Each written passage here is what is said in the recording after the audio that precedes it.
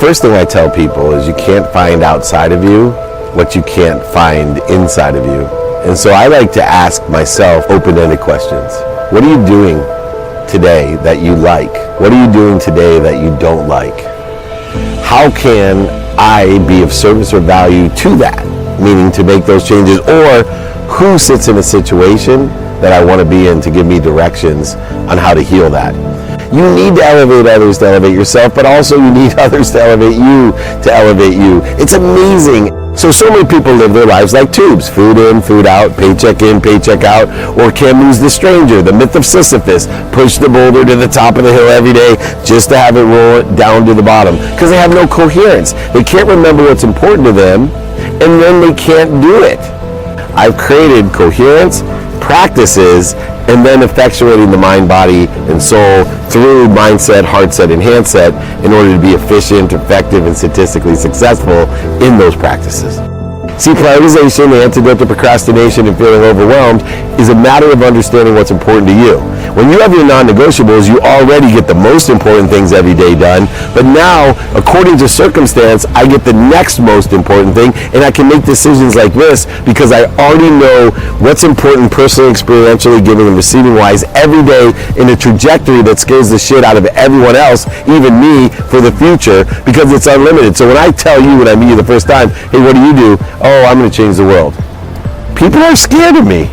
I tell them how I'm going to do it. I'm going to empower people to be happy, to make a lot of money, help a lot of people, and have a lot of fun. Over 1 billion people, by the way. They're even more scared of me. It's not a low bar. No, but it shouldn't be, because there's no limitations in the future. But people don't do it. They'll laugh at you, scoff at you, and make fun of you. And guess what? When you do it, they'll applaud you. That's all I want on my tombstone. He was kind. First of all, look up. And then breathe. Think about what you want. Think about how you can help and who can help you. And then start thinking about how. And then prioritize that very first step. Prioritize that very first day. Start thinking about what you want and continue every day enjoying that consistently, persistently, in the pursuit of your potential. Also, have an open mind. I promise you, each day will become easier. It will aggregate upon itself, and pretty soon, you too will be an overnight success. What do you hope your legacy is? Kindness. It's simple. If that's all I want on my tombstone. He was kind. It's funny because I get choked up telling people, because it means that it means more to me than what other people see. Kind to your future self, kind to everyone is not easy. I walk by trash, I pick it up because it's kind. I smile at people. I literally live in kindness, and I know it comes through me. I tell people all the time, they say, why you cry? Especially my kids make fun of me. Dad, why you cry so easy? Because crying to me is like perspiration. When I work out too hard, my body tries to cool itself down. Well, when I have too much energy flowing through me, too much truth, inspiration, and emotion, the only way that I can allow it to come out is to cry, to allow my emotions to come out. That's how important kindness is to me. So I would please everyone, if you could do anything, be kind to your future self and just do good deeds. I promise you, everything you desire will manifest itself.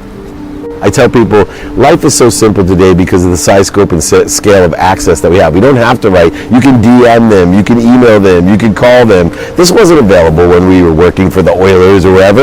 And why is that important? Because I teach kids, especially, just look for the open mind. How do you find an open mind? Smile at someone. If they smile back, they have an open mind. Tell them you like their clothes. Tell a woman you like their purse or their shoes. If they smile, they have an open mind. It takes 1,000 times the effort to convert or to transition or re-engineer a closed mind than an open mind. And remember this, everybody has an open mind some of the time. Some people, almost all the time. Some people, almost never. But if you catch someone who has a closed mind when it's open, it's really valuable. So qualify people by open minds. They have open hearts and open hands. And guess what? They surround themselves with people with open hearts, open hands, and open minds, which allows you to create two types of people in your neighborhood. People who help you and people that know someone that can help you. Nothing can help you more.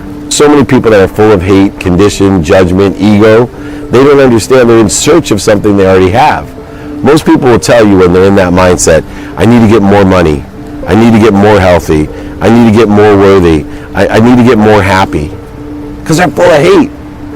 If I can teach them not only to look within and heal, but also to have faith, and then finally to say, wait a second, if I am connected to and through the greatest source, power, omniscient, all-knowing, omnipresent power that loves me more than my mom, then I am happy, I am healthy, I am wealthy, I am worthy. I just got to figure out what I'm doing to interfere with it.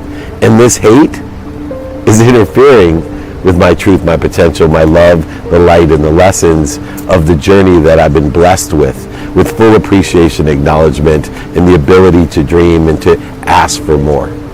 So many people waste 80% of their time on things that bleed them. I reconcile my time with gratitude, saying, yes, there's light, love, and lessons in everything. Every interview, every circumstance, event, and every person and idea. But is it worth my time? Therefore, I'm feeding that which feeds me, not getting bled. And it allows me to be more productive, accessible, and gracious. People will say to you, when you talk about David Meltzer, I don't know how that guy does it. He's one of the most active people I've ever said. They may even call me busy. I hate that word because busy means unavailable. I'm accessible. But I'm only utilizing 2 hours and 17 minutes to be non-negotiable. That leaves 21 hours and 43 minutes to do whatever the F I want.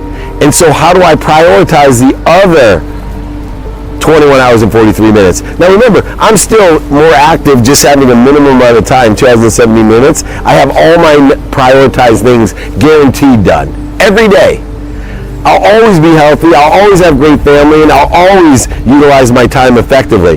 Now all I got to do is have what I want, who I can help, who can help me, how best to get that done, and then I'll be able to prioritize because I always know what's important to me, and I always know how to reprioritize it.